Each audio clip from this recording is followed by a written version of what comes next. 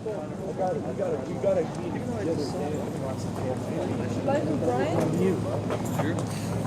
Always look on the bright. And they're all across.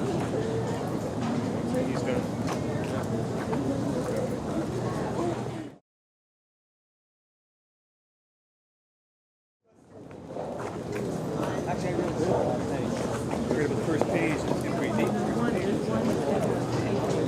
Well, usually.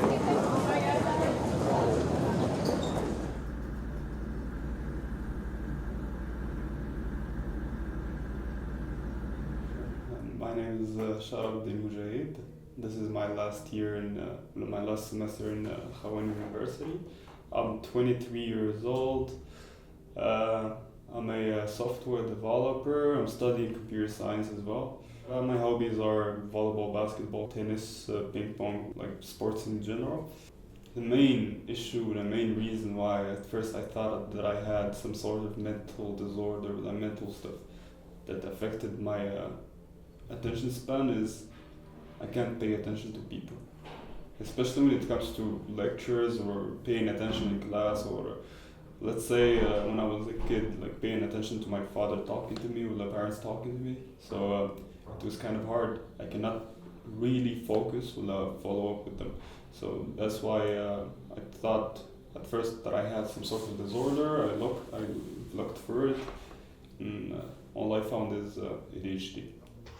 Donc le TDAH est, ou le trouble du déficit de l'attention avec ou sans hyperactivité, c'est un trouble du neurodéveloppement, c'est-à-dire c'est un trouble qui va affecter le développement du cerveau et du système nerveux et sa maturité. On retrouve dans le TDAH plusieurs symptômes ou plusieurs manifestations.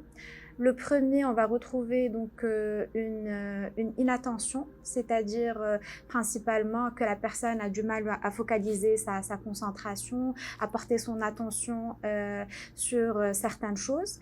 Le deuxième symptôme est l'hyperactivité. Donc, c'est principalement les gens qui ont du mal à se tenir tranquille, à, comme on dit, à être montés sur des ressorts. Et puis, le troisième symptôme, c'est l'impulsivité, donc une difficulté à retenir une réponse motrice ou cognitive spontanée. It is hard to focus. Sometimes I find myself telling myself, you should focus. Pay attention to your professor or whatever. I find myself, if not using my phone, I'm playing with my fingers. I'm not playing with my fingers. I'm imagining myself in Ibiza or I don't know. I just cannot focus on the lecture. Honestly, I would say reading is the most difficult task that I have, because I try to focus on whatever I'm reading. After reading paragraphs, or even sentences, I find myself, I did not grasp or even understand what I was reading before. One thing that I want to mention is leaving work to the last minute. For me, in order to hyper-focus on it and actually focus on the task, I need to leave it to the last minute. Why? I'm getting some adrenaline rush working on it. Because if I don't, I'm gonna fail the class. So stress and adrenaline helps. أعطيك واحد الباك ستوري ديال when I was like a child صغيرة. I think she's 6 years old or something.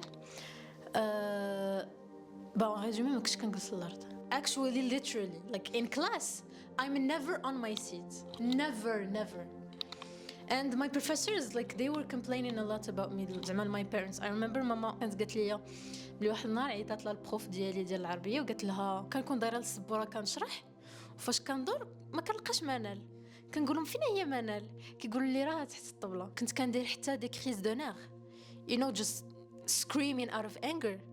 I could not manage زعما my feelings فاش كنت صغيرة. There was no way I was gonna manage my feelings. And I had like food problems. كنت ما كنبغيش ناكل بزاف د الحاجات. I was a big picky eater. It was around the time ديال confinement.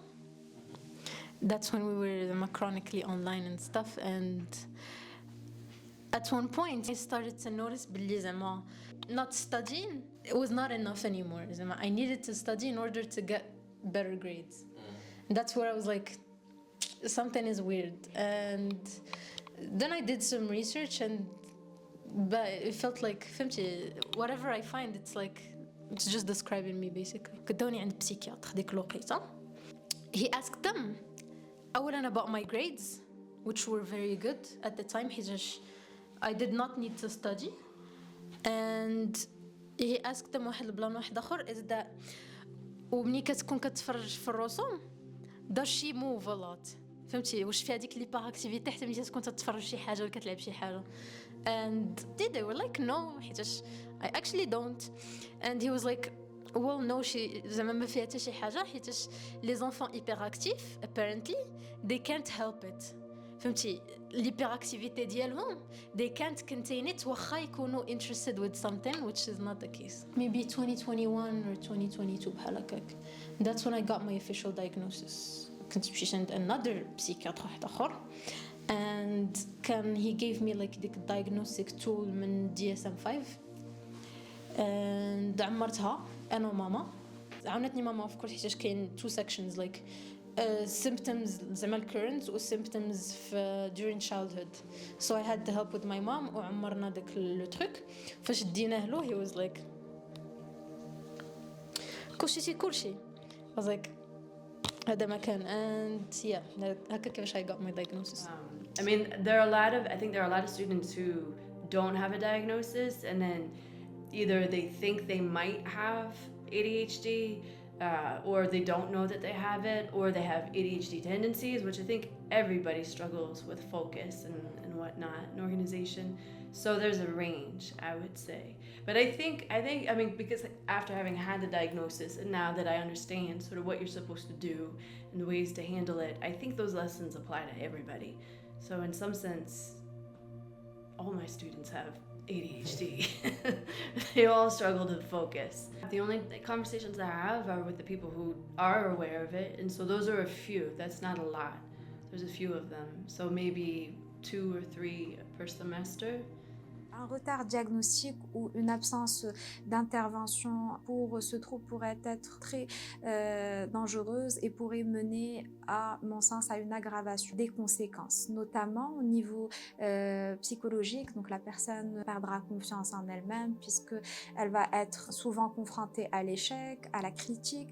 Donc on a un gros retentissement au niveau psycho-affectif, puis aussi au niveau social. Donc la personne souffrant de troubles du déficit de l'attention souvent aura tendance à avoir des conflits, à être mal comprise ou incomprise. Donc lorsqu'il n'y a pas le diagnostic, la personne et son entourage ne comprennent pas d'où viennent ces manifestations. Aussi, à un niveau social, nous retrouvons beaucoup de difficultés à trouver un travail, de désinsertion chez la personne TDAH. Aussi, ce qu'on va beaucoup remarquer, c'est que les personnes TDAH sont beaucoup plus sensibles donc, aux troubles addictifs. Donc, on va trouver que chez la population adolescente, un adolescent sur 2 ayant un TDAH va être addict à l'une ou l'autre des substances ou même avoir des addictions comportementales. From the surveys that we've been doing, the outcomes are all positive. How much of a positive are we talking? I do not know yet because we do not have enough data. But so far, all students have reported satisfaction. Students do get accommodated. However, similar to the enrollment policy, we need consent. For example, if a student is taking an exam in course A and course B, and a student feels that they do not need extra time in course A, we do not interfere and force them to have extra time. It's their call. We need consent, and consent is done through mechanisms. But if they need assistance in course B, they reach out and they follow the mechanism, and we provide and enforce those accommodations. So far, from what I've noticed and from my humble experience, there is little to no effect. I think the culture كامل like academics, I think it is the main struggle for us, because I feel like if it was more you do all your learning in class and your free time is your free time, then you're not required to do anything outside of class or stuff like that. Like you understand everything in class, you do all your assignments in class and stuff like that. I think it would be a lot better for us, a lot better for me personally. Mais sinon, من ناحية ديال accommodations and stuff like that, I think زعما I try to ask زعما I try to see what I need, mais زعما that's it. That's the main problem هو like system براسه.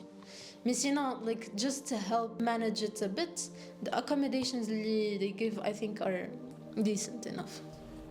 ADHD might be a cognitive impairment but not a social one. These students are able to socialize normally from what I've noticed. They are able to communicate normally. Maybe they have a higher order of thinking, maybe a different order of thinking, but it's not a barrier. They just view things differently, and they grew up with that differences that they now know how to overcome it often or how to hide it when it comes to social gatherings.